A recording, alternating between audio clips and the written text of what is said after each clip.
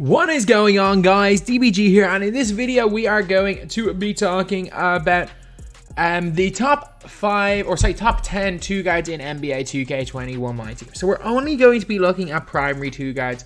I'm telling you right now, this is an awful position. This is absolutely awful. Like, I struggled to find a top 10. That is how weak I think this position is. But if you guys are new to the channel, subscribe. Trying to 220,000 subscribers as soon as possible. Right now we are about 700 off, so we could hit that in the next 2 weeks. That would be absolutely insane. So this position is just kind of weak. Like, if you're looking at 2 guards right here, there's a few decent ones, but guys that don't make the list are guys I just don't like, such as Brandon Roy, who I think is terrible. Allen Iverson doesn't make it. Daryl Griffith doesn't make it, but for me, Brandon Roy is the weak, and Marquise Johnson just because of his badges. Brandon Roy is the one a lot of people are going to complain about. My whole thing of Brandon Roy, he doesn't get range, he doesn't get clamps, and I just think he doesn't play defense and he doesn't shoot from deep. I get it, he goes to the basket quite well, but for me anyway, he just does not suit my playstyle. If you like Brandon Roy, that's perfectly fine. He's just not a player I like. He would be my number 11. So number 10 is Eric Gordon Ruby. This is an offensive beast. This is one of the few budget cards that can compete with the best cards in the game offensively. Defensively, he's not it. He doesn't play any defense whatsoever. But the big thing is he's got gold quick first step, so you don't need to upgrade it. Like, Brandon Roy's got silver, and it costs like 20k to get gold quick first step. He's got gold quick first step, a 93 3 ball, 92 speed, 92 acceleration, 85 speed ball, which is insane. Defensively, non-existent. Silver range extender, a really nice release. Catch and shoot gold, corner specialist gold, difficult shots gold. So he just does everything except play defense. No clamps, no defensive badges. He's not good in that end of the floor. I'm going to say that right now. Eric Gordon is not a good defensive card. But offensively, man, he plays offense with the best of them. He is as good as you're going to get, and he's like 2k empty. Definitely. Is he significantly better than Brandon Roy? In my opinion, I would take Eric Gordon. Most people would take Brandon Roy over him, but just for the price, I got to put him just in this top 10. At number 9, we have got Allan Houston. Day 1 Allan Houston. So there is an asterisk here, because a lot of times you can find him on the auction house with bronze or silver clamps. I think, no, bronze clamps. You can only get him with bronze clamps, I'm pretty sure. And you can also get him with bronze quick first, or you can get him with gold quick first step. I've seen ones of him with bronze clamps, gold quick first step. This card without those badges is a very similar level to Eric Gordon, but if you get one with gold quick first step and bronze clamps, he's worth every bit of the 50k he goes for. So a 92 3 ball for Allan Houston. He's got Ray Allen base, I'm pretty sure, which is one of the best releases in the game. Got a great behind the back. As well as that, he's got decent speed, ball, and acceleration. He's got pretty good height of 6'6" at the 2 guard at this stage in the game. Gold range extender. His release is quality. He's got gold difficult shots as well. And a massive thing is he's got gold flexible release. Like, it costs like 50k to... It costs 50k, I think, to get flexible release from nothing to gold. It costs 50k for range extender. Like, he's got some of the most expensive badges in the game. So, offensively, he's right up there with the best of them. He really is. I think there's one guy that doesn't play defense that I have over him. But offensively, he is one of the best 2 guards in this game. And he's a fantastic card, especially with all these hot zones. Allan Houston can still shoot with the best of them. I think he's not good enough on defense to get any higher than this, but man, offensively, he's fantastic. Then, Pistol Pete Maravich at number 8. The best offensive 2 guy in the game. Problem is, he plays no defense. He plays no defense.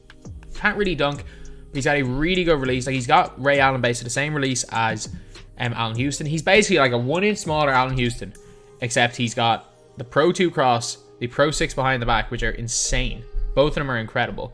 He's got 88 speed, 89 speed ball, 80 acceleration, which is faster than Allan Houston.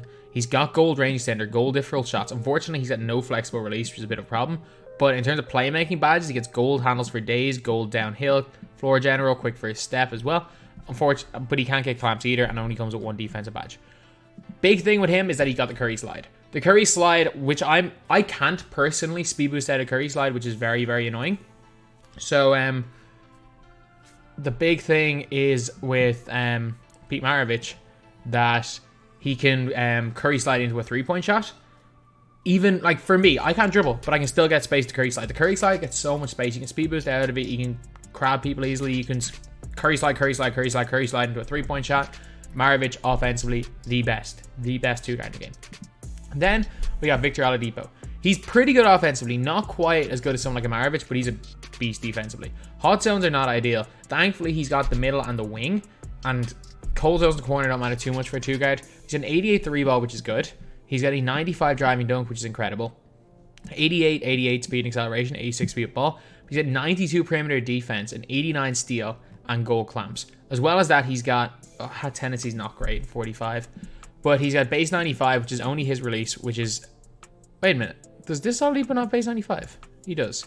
Base 95 Trey Burke release. It was a good release last year. It's still a good release this year. He's got the Pro 5 behind the back, which is really good as well. His size up isn't great. Like, he's not going to be Curry sliding on people, but Victor Oladipo is going to be an elite defender. I wish he could play the point guard. If he could play the point guard, he'd be so much better, but he can't. He's got some good finishing Hall of Fame badges. He's going to dunk the ball really well. And just in general, is a card that I really think is good in this game. Just defensively, he's so much better than someone like Pete Maravich, and offensively, apart from range extender and the Curry slide, he does pretty much everything. Stats wise, is great too. Then we have got Manu Ginobili in here at number... Is that 7? Manu Ginobili? I think I might have accidentally put 11 players on this list, because I got 6 players ahead of Manu. So, yeah, I think I might have put 11 on the list. I think then if I put 11 on, Eric Gordon can go as well. Yeah, I put 12 players on his list. Eric Gordon's just out of it. So, Manu, 94 mid-range, 88 3, which is good. His release is weird. Base 18, it's quick, it just looked really weird. Got a great behind the back and great moving cross, so same as Pete Maravich. Problem with Manu is he can't get range. But his clamps does go up. He comes with bronze clamps. He does everything else well. He dunks the ball actually pretty well. For some reason, the 70 rating, players with a 70 dunk exactly seem to just dunk on everybody. Higher or lower than 70, they might struggle, but if it's exactly 70, they will dunk it on everybody. I don't know what it is. It's like the 43% contest in the corner, which was basically the equivalent of a green. It was like an auto green if you got a certain percent contest. But yeah, no, Manu just does everything. He plays a little bit of defense. He's super fast, blows by people quite easily if you give him quick first step, and is a card that I like more than most people do. So that's why he's going here, but he's not spectacular. And we got Diamond Brian Winters. He is basically Klay Thompson with no range. Comes with silver clamps. Unfortunately, can't get range extender, but 87 3-ball, not the best speed. His defense is really quality, and I don't know what it is about him. I really like him. I've used him a few times. He's got, again, Klay Thompson's release, Klay Thompson's SIG. He's a Klay Thompson clone, but man, he can light it up. Hot zones everywhere. Brian Winters is still one of the best 2 guys in this game, just because of the way he plays defense. Feels faster, feels taller than he is with that 6'9" wingspan.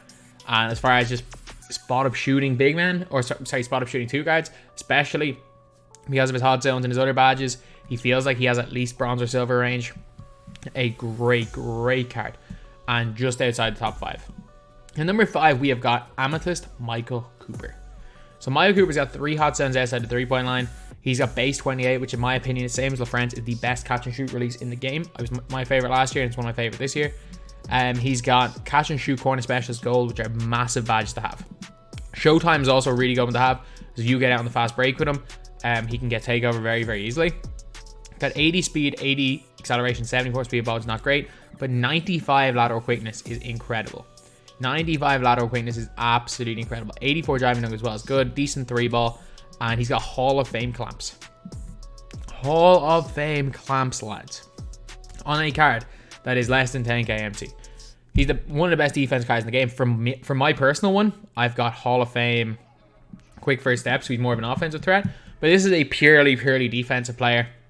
Not going to be an offensive threat, but for me, especially because there's very few 2 guards that can play both offense and defense, I would rather use a pure defensive player than a pure offensive player, because someone like a Michael Cooper, it's just like a Brian Winters and say like a Manu or something. They're good enough at offense, you can't leave them wide open, but at the same time, not play defense. Whereas like a Maravich or a Houston, I'm literally running. I'm just going to expose them. If you're running one of those guys against me, against my team, I'll just completely expose those cards. Whereas it's very, very hard to expose Michael Cooper. He's not going to have quite the heights of a Pete Maravich, but Michael Cooper is, he'll be better. Like, he'll be more effective for your team most of the time. Now we're on to number 4, and it's the new David Thompson. And it's badged up David Thompson. So, a big thing with David Thompson is he's okay. Like, he's fine. He's fine as is. 77 3 balls, okay. Base 9. Danielle Marsh release, that's okay release. Doesn't have the best dribble sigs. Comes with goal quick first step. He's got a 98 driving dunk, just 95 speed, 96 acceleration. Not the best speed of ball though, but he's got super, super good speed. Good lateral quickness. And the thing is, he can get every badge in the game. Yes, it is going to cost you 200k to badge up this card to make him the 4th best 2 guard in the game, which is unfortunate, especially because you're going to have to pay for the badges individually because you can't buy them on the auction house. But at the end of the day, he is fully badged up, definitely in the top 5 2 guards in the game. And while he's not a card that I plan on getting, that I would ever use, honestly, I think I'm going to be waiting until Season 3 till I buy any token cards, because, man, I'm telling you, those new token cards in Season 2 sucked. But this card here, fully badged out, is good. Then at number 3, we've got Klay Thompson. So Klay has got cold zones inside the 3. They don't really matter too much. 4 hot zones outside the 3. Hall of Fame catch and shoot is such a good badge this year. Man, it is. Hall of Fame catch and shoot. He's got a silver hot zone hunter, which is perfectly fine to have it silver. As well as that, he's got hot zones in 4 spots. He barely misses when he's open.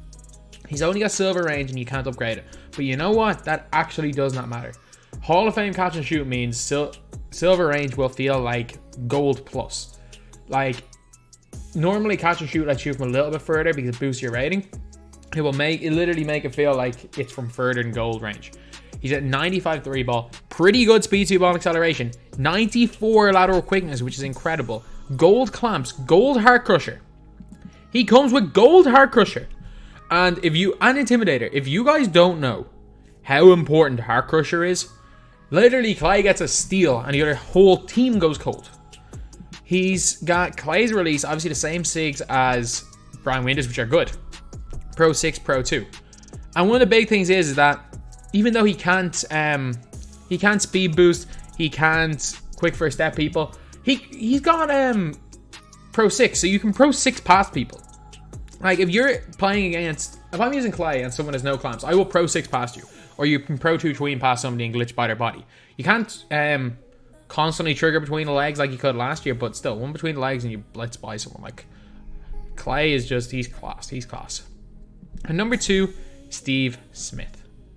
Steve Smith is in here over Klay Thompson purely because he can get gold range extender, and that's about it. That's about it.